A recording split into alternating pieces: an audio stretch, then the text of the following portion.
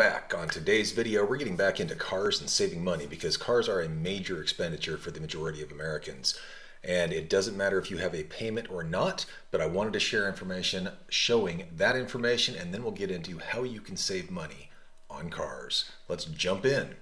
So this is some research that I had done by Perplexity, and if you've watched any of my other videos, you'll find that Perplexity is kind of my go-to AI engine currently because of how you can direct it and because it doesn't cost anything. And this is not a commercial for Perplexity because it's not always accurate, and you'll see that in some of the other videos if you care to check those out.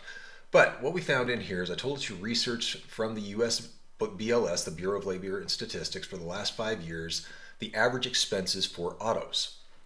And here's what we find. The average payment on a car, and we'll get more into this in a little bit, is $462, and that is, generally speaking, 7.2% of the average American's budget. 7.2%. That's a big number, but that's just the payment. Fuel averages about 3.2%, maintenance and repairs about 1.6%, insurance 2.3%, and most of you will look at this number here at $1,800 a year or $150 a month and say, gee, that's just not right.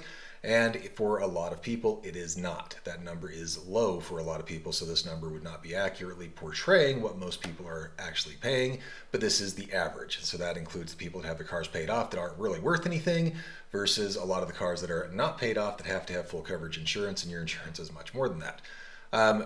Registration 1.1% and some other stuff. For a total transportation cost for someone owning a car, on average, remember this is on average, of 17% of someone's budget. That's an average of $1,098 per month, or $13,174 per year. Let's dig a little bit deeper into that, and this shows the percentage of car payments by range. And these numbers were a little bit surprising. I have not verified them. It comes from Experian. The number of new vehicles, or the percent of new vehicles purchased that are financed, is at 80%. That's 2025 numbers. It may be lower in prior years, but 80% of new cars financed. That's a lot. All cars financed, all cars purchased, of those, including used of course, that is 57.86%, and that number comes from Bankrate. So 57% of people buying cars are financing them. Here's what they find. The car payment ranges for new cars, only 10.4% of those range between $100 and $400, although 32% of used cars. The majority of people financing cars fall in this range between $401 to $700 per month on a car.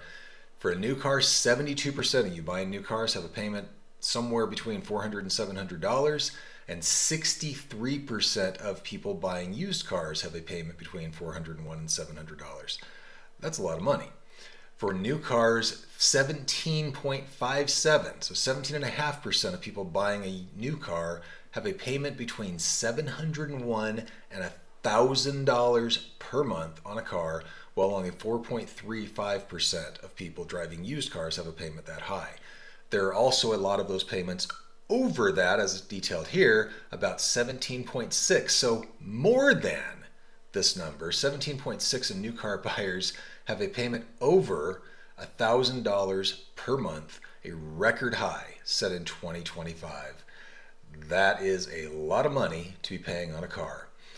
Nearly 1 in 5 new car buyers now commits to over a $1,000 payment, and I have personally seen people paying more for their car payment than they're paying for rent. Now, I had to go a little bit further also and research the amount of miles that the average American drives in 1 year. Not surprisingly, that's between 12,200 and 13,600 per year. That's the 12,000 mile number has kind of been a threshold for a lot of times, and a lot of times your insurance policies, if you didn't know, will have different tiers that they charge you more when they ask you how much you drive. If you're driving more than 12,000 miles per year, it bumps you up into the next tier. Now, the reason that was important is I ran across this Instagram reel recently that talked about cars that last longer than the average vehicle. Why is this important? Well, if you can get a loan, or if you don't get a loan, of course that's the best, but if you do get a loan and you can keep that car and pay it off and then hold on to that car, then you're not going to have those payments for a lot longer period, and you get to keep more of your money. Granted, these cars will cost more than the average car. However, they're actually very, very good cars that you can hold on to, and ultimately you will probably save money by doing so. So let's walk through. The number one on this list, and these don't appear to be in any particular order, the Honda Odyssey minivan. They're not always the coolest van, but they are actually a really good van. This is the type my wife wanted for years. The average duration of that car is 244,839 miles. That's a lot of miles. Going up a little bit from there, the Toyota Highlander Hybrid. A lot of people have shied away from hybrids because they have battery pack issues, and when they do, that's a very, very, very expensive fix. It can be thousands of dollars to get a new battery pack in a car, but this one on average, again, lasts longer than the average car by going 244,994 miles, almost 245,000. The Toyota Avalon, not to be outdone. This is the high-end Camry. It's kind of the step below the Lexuses. I'm actually not sure if they even make these anymore, but they on average go 245,710 miles. Not to be outdone, the Honda Ridgeline, the pickup that doesn't really look like a pickup.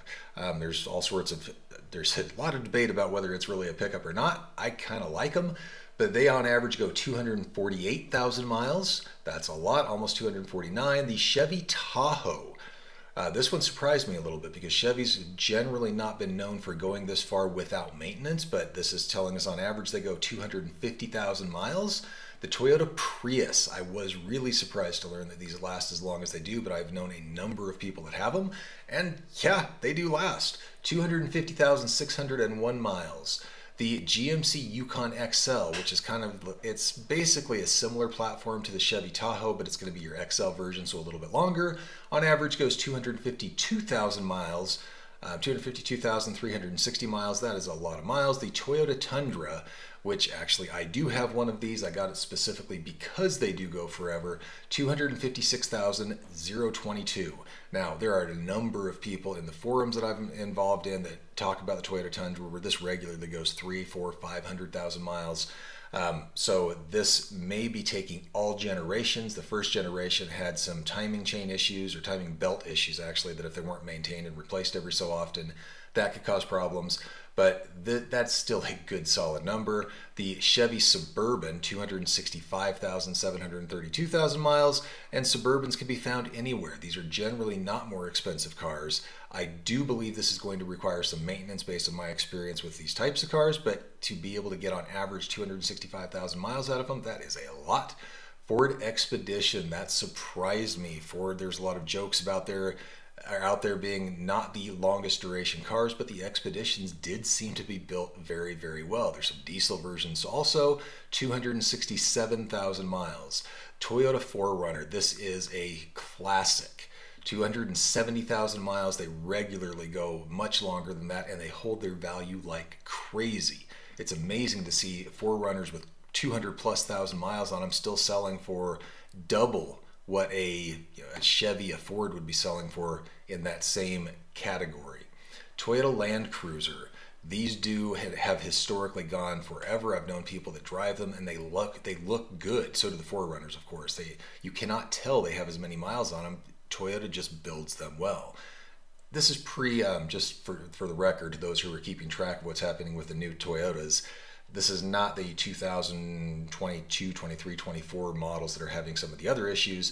These are your old school Toyotas, just for the record. 280,000 miles for the Toyota Land Cruiser. This one's a little surprising. Chevy Silverado 2500 HD, 285,000 miles. What is not specified here is this the HD diesel version or is this the HD gas version?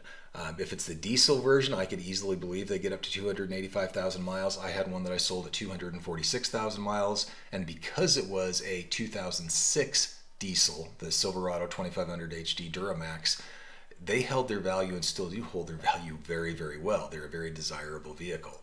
Ford F-350 Super Duty, 290,000 miles. If any 6.0 people are in here, plug your ears. Don't get the 6.0 version because you're going to have to pay through the nose to get it to go that long.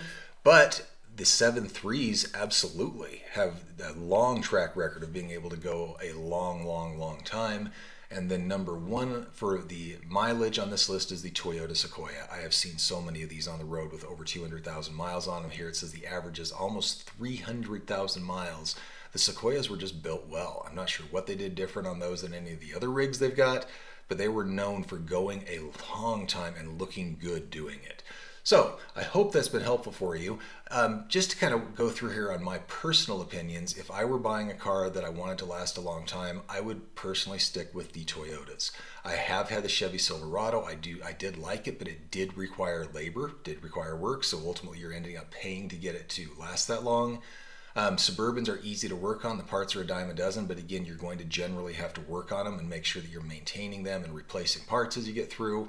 Whereas the Toyotas that I've seen, if you just follow your standard maintenance, keep up on the oil changes, keep up on any little items, and they will give you more trouble-free miles than maybe one of the American versions. So again, hope this has been helpful to you. If it is, please give us a like down below. If you'd like to see more videos like this, consider subscribing to the channel. And if you know someone this may benefit, please do share. Thanks for being here. We'll see you on the next one.